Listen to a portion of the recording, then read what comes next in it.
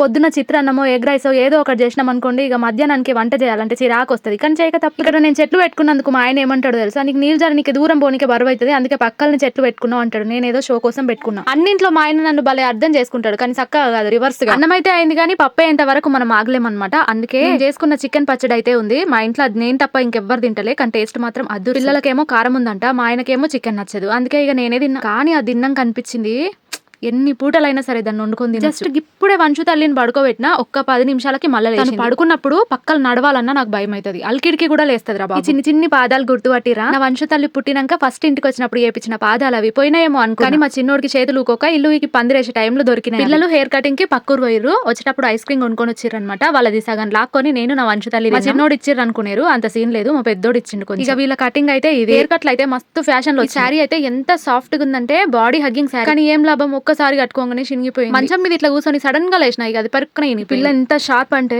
కింద పడ్డాయి కూడా చేత్తోని అందుకుంటది రా. స్నానం అయితే చేపించినా అయినా సరే చక్క మట్టిలో. నాకు ఒకటి అనిపిస్తుంది, ఇలా ముగ్గురుతోనే నాకు ఫుల్ ఎక్సర్సైజ్ అవుతుంది కదా, మళ్ళీ సపరేట్ గా ఎక్సర్సైజ్ లో ఇల్లంతా ప్లేస్ ఉన్నా సరే పోయి గడపకాడ కూర్చొని కోళ్ళని పిల్లుల్ని చూసుకుంటా. నాకైతే మామూలుగా స్ట్రైట్ కట్ డ్రెస్సులు నచ్చవు, కానీ ఇది కొంచెం డిఫరెంట్ గా అనిపించింది. పైన ట్యాగ్ చేస్తున్నాను, చెక్ చేయండి. ఉంటా, బై.